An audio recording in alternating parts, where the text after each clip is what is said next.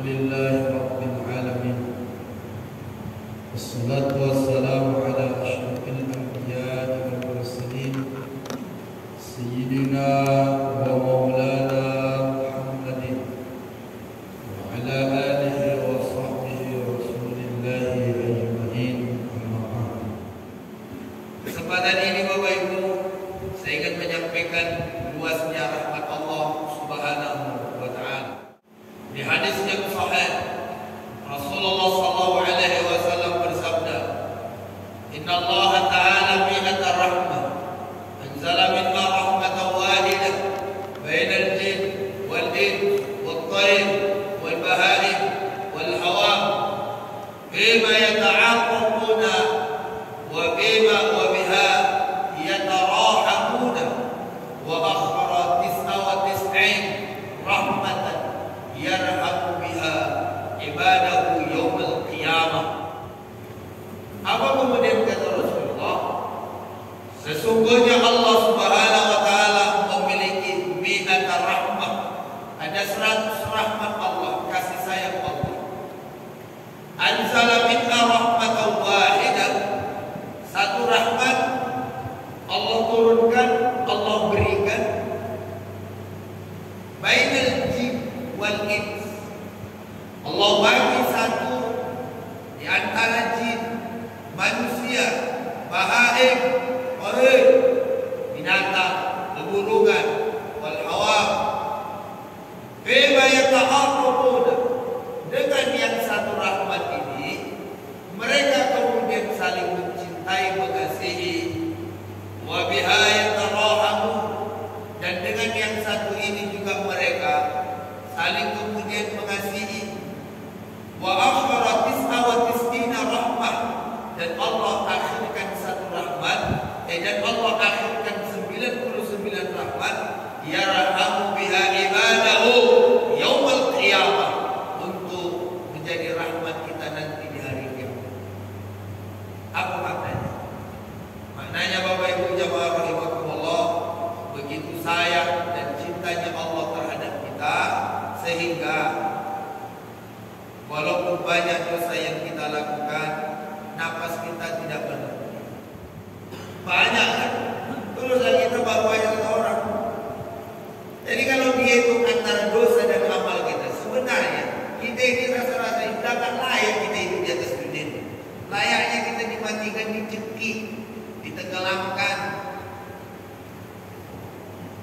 Tapi Allah Maha Kasih, Maha Sayang. Allah kasih kita kesempatan untuk bertobat. Allah kasih kita kesempatan untuk berbuat baik. Allah kasih kita kesempatan untuk bernafas. Itu yang Allah sebutkan dalam Al-Quran. Alladzi khalaqal mauta wal hayata liyabluwakum ayyukum ahsanu amala. Allah kasih, Allah berikan kepada kita kesempatan hidup dan mati. Liyabluwakum, untuk menguji siapa di antara kita yang paling terbaik amalnya. Jadi rahmat Allah itu luasnya luar biasa sekali. Satu contoh yang lain, kisah riwayat Bapak Ibu dalam kitab Nurratun Nasihin. Kisah ini kita ulang di suku ini. Di zaman Bani Israel dulu, ada orang yang telah membunuh 99. Kira-kira kalau bunuh orang 99, dosanya dosa kecil atau dosa besar? Halo? Dosa kecil atau dosa besar itu? Yang dibunuh bukan nyamuk orang. Bunuh nyamuk, iya.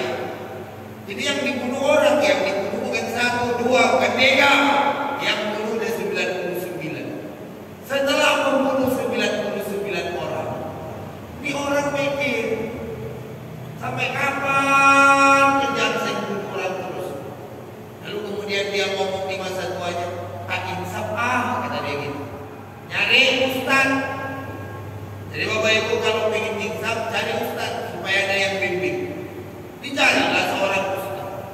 Nyampe ke ustaz ini, ditanya kepada, "Assalamualaikum Pak Ustaz." "Malam. Ada apa?" "Gini Pak Ustaz, saya mau cerita cuma segini." "Ya udah cerita aja. Saya nggak punya banyak waktu nih, tapi saya nggak enak Pak Ustaz." "Udah cerita aja."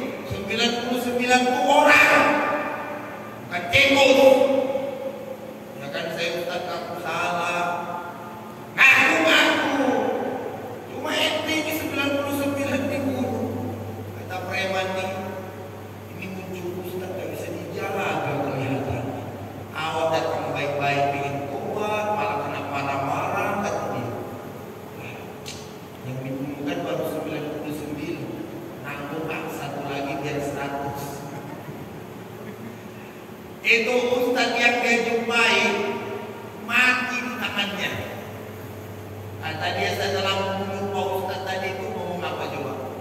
Alhamdulillah 100 genep dah kata dia. Akhirnya Bapak Ibu pergi, dia jalan sampailah waktu itu jumpa sama Ustaz yang dulu. Kenapa jalan misalnya jumpa dengan Ustaz Suwadi? Perasaan aja jumpa, nanya nih Ustaz katanya apa tuh? Gini Ustaz, saya udah bunuh 99. Cuma kemarin saya jumpa sama Ustaz, omongannya gak enak, jadi saya nangkut, saya ingetin 100. Ini pun kalau Ustaz ngomongnya gak enak, kayaknya jadi 101 nih katanya. Emang masalah ente apa? Jadi 101 itu rencana ente bunuh orang katanya. Ustaz yang diajak bicara ini pucat mukanya. Alamak, sempat salah jawab saya, lewat juga saya. Akhirnya Bapak Ibu jamaah rahimakumullah, itu Ustaz memberikan saran sama dia. Ya udah gini. Lau alimtumul khataya. Dia kata engkau melakukan dosamu sampai ke puncak langit, sumanadintum, lalu kemudian engkau menyesal, la tawallahu alaikum, Allah pasti menerima taubat. Jadi sebanyak apapun dosamu di atas dunia ini, ampunan Allah, rahmat Allah jauh tetap lebih banyak. Oh jadi gitu ya Pak Ustaz? Jadi yang saya lakukan apa? Ya udah ente tobat aja, menyesal. Satu. Yang kedua, ente gak usah tinggal lagi di Dumai, pindah tempat dari Dumai. Orang ini pindah setelah dia tobat, dia pun gak mau lagi tinggal di kampungnya, dia hijrah. Waktu hijrah itu, anggap aja lah kena angin dulu, meninggal mendadak di tengah jalan. Saat meninggal mendadak di tengah jalan, dua malaikat rindu, satu malaikat surga, satu malaikat neraka, malaikat rahmat sama malaikat azab turun. Setelah turun ngadilin, kata malaikat azab, ini bagian saya karena selama ini kerjaannya bikin dosa. 100 orang bro, tak mungkinlah bebas. Kata malaikat rahmat, dia udah insaf, udah tobat. Kalau dia udah tobat, dia udah dimaafin Allah semua dosanya. Kan ingatkan ada sahabat Nabi namanya Abu Sufyan. Abu Sufyan itu adalah orang yang memimpin peperangan waktu terjadi perang Uhud.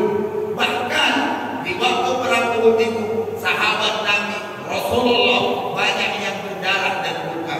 Tapi Abu Sufyan akhirnya masuk Islam. Kita kenal dengan Ikrimah.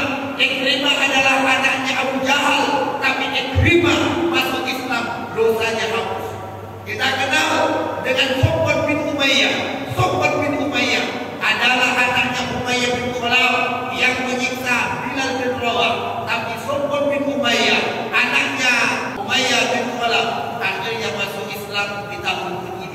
Bapak Ibu jamaah rahimakumullah, kalau Bapak Ibu kenal dengan Khalid bin Walid, siapa Khalid bin Walid? Panglima perang, betul. Panglima perang yang amat sangat terkenal. Sekujur tubuhnya tidak lewat dari satu jengkal kecuali ada bekas luka. Saya ulang sekali lagi, dari ujung rambut sampai ujung kaki, setiap satu jengkal dari badannya pasti ada luka. Tapi Bapak Ibu jamaah rahimakumullah, Khalid bin Walid yang kita kenal sebagai panglima perang di zaman Nabi adalah orang yang pernah menjadi panglima perang untuk memusuhi Nabi. Bapak Ibu kalau ingat, ada sahabat Nabi ketika itu pemanah, lalu kemudian turun, tinggal 9 orang di atas bukit, yang 10 orang ini mati di tangannya pimpinan Khalid bin Walid. Tapi Khalid bin Walid masuk Islam, Allah terima taubat. Akhirnya menjadi orang yang mulia, dosa-dosanya diampuni. Malaikat rahmat ini berkata, wahai malaikat azab, ini orang sudah tobat, udahlah, ini bagian saya.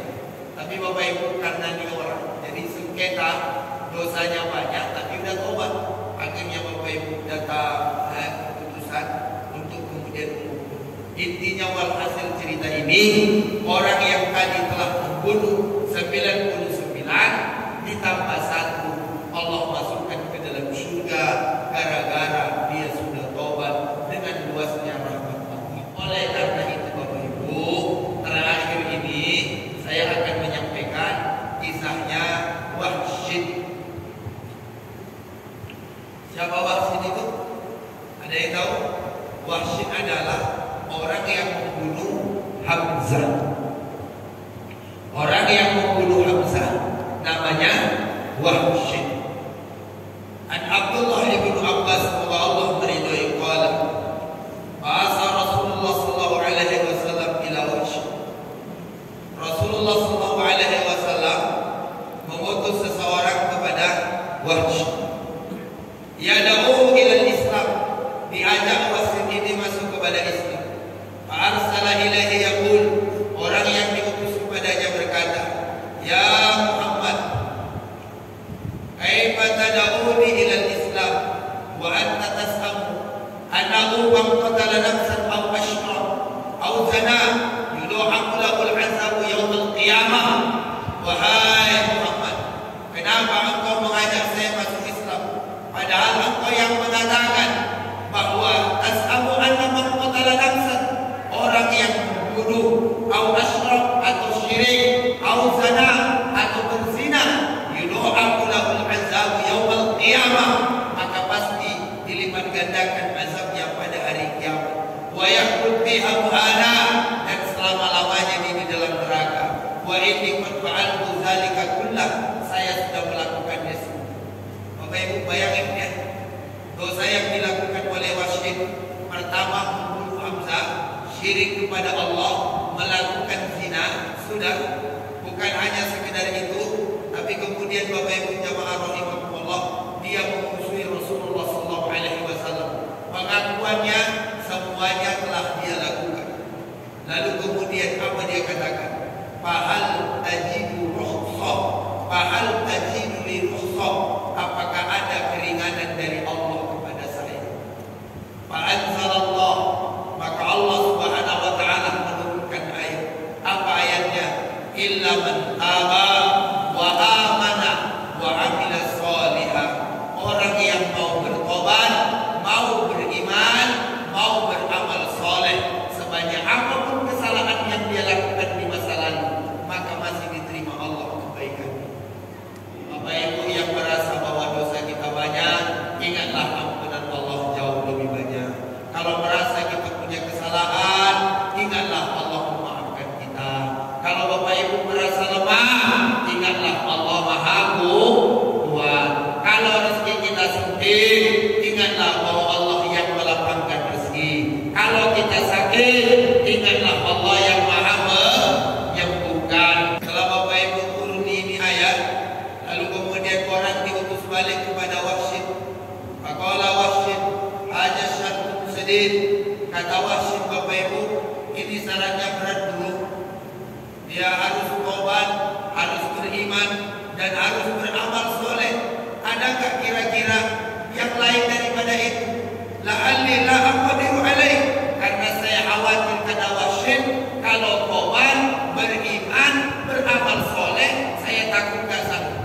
Lalu kemudian fahal ghairu dzalik, adakah selain dari itu?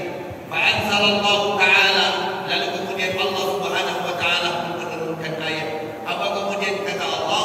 Innallaha la yaghfiru an yushraka bihi syai'an wa yaghfiru ma duna dzalika liman yasha. Sesungguhnya Allah la yaghfiru, tidak akan mengampuni, an yushraka bihi syai'an, dosa menyekutukan Allah, wa yaghfiru ma duna dzalika liman yasha. Tapi rahmat Allah, ampunan Allah akan mengampuni dosa orang selain syirik kepada. Tapi kemudian Bapak Ibu jamaah rahimakumullah, Wahsy tak merasa puas. Lalu kemudian fala adri yaghfiruli amla, tapi saya ragu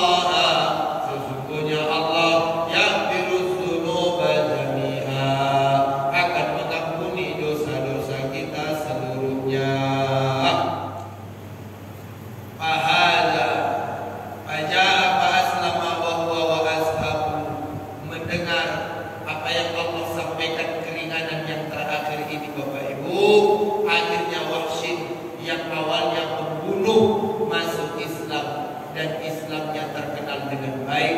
Bukan hanya sekedar itu, Wahsy mengatakan, dulu tombak yang saya pegang pernah membunuh orang yang paling dicintai Nabi, yaitu pamannya Hamzah. Sekarang tombak ini akan saya bunuhkan, akan saya pakai kepada orang yang paling dibenci oleh Nabi. Makanya Nabi palsu yang bernama Musailamah Al-Kazzab yang membunuhnya namanya Wahsy. Jadi bapak-bapak, kalau dulu adalah mantan preman di Jalan Kusuma, setelah tobat, maka seluruh yang ada di Jalan Kusuma ini seharusnya aman dengan kita. Kalau dulu kota Ipak di Mesir sering hilang gara-gara kita, sekarang kita tolong setelah tobat jaga kota kita. Kalau dulu ini orang sering hilang di kampung ini gara-gara kita, sekarang jaga ini kota. Bapak Ibu jamaah rahimakumullah. Jadi Allah Subhanahu wa taala rahmatnya amat sangat luas. Mudah-mudahan kita yang subuh ini, yang hadir di pagi hari ini, bagian orang-orang yang mendapatkan rahmat Allah Subhanahu wa taala. Amin ya rabbal